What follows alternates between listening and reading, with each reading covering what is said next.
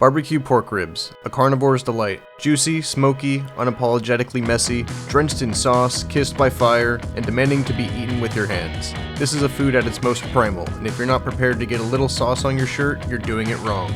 Ribs are best enjoyed with good company, cold beer, and absolutely zero regard for etiquette. And if you're flying solo, no judgment at all, just more ribs for you. I'm Aaron Walker, and this is Beyond the Burner.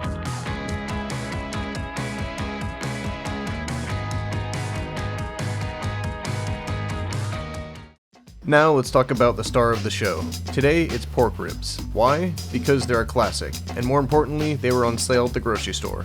You could use beef ribs, sure, or even a whole chicken if you're feeling rebellious. Just adjust the cooking time and pull the bird out at 165, unless you enjoy dry, disappointing poultry. First, preheat your oven to 350 degrees Fahrenheit or 176 Celsius, then fire up your grill, smoker, or whatever contraption you have to get hot enough to make those beautiful sear marks. Around 450 degrees Fahrenheit, 232 Celsius is a good target. If you're working with the smoker like I am, crank it up as hot as it goes for now. The goal here is to get some char and smoke on the ribs before they go into their slow-cooked, foil-wrapped sauna session. Now for the basting liquid. This is where the magic happens. It's what keeps the meat succulent, ensuring that it practically falls off the bone. You'll need white vinegar, or apple cider vinegar if you want it to be a little bit more sweet, a few dashes of Tabasco for some heat, sugar, salt, and black pepper. Freshly cracked or pre-ground is fine. Mix it all up and set it aside. You'll need this elixir soon.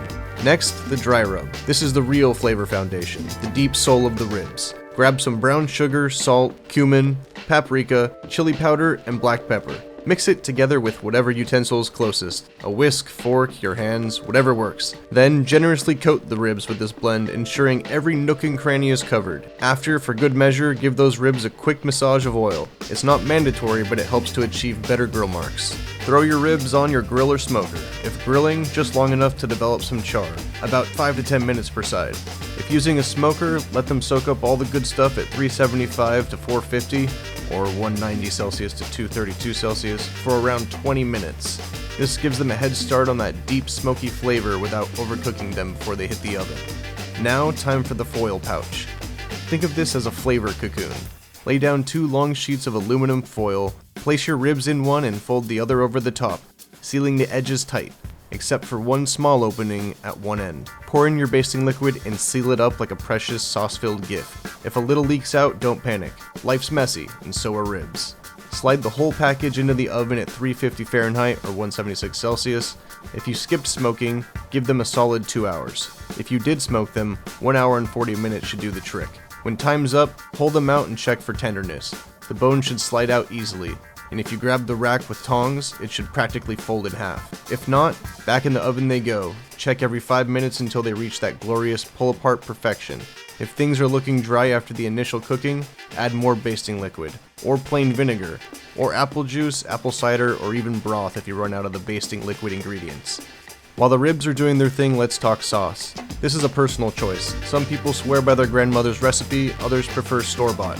I'm a bullseye barbecue sauce guy myself. Bold, smoky, and a little sweet, and no unnecessary nonsense. And for an extra touch of caramelized perfection, pop them back in for a few minutes to let the sauce thicken and stick.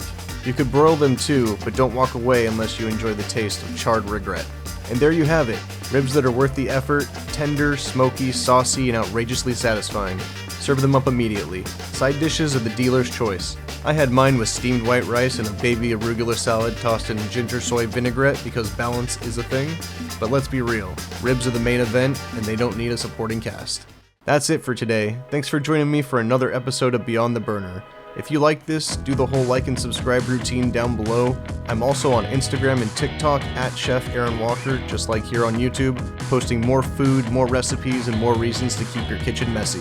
So check those out and follow me over there as well. See you next time, and as always, stay hungry.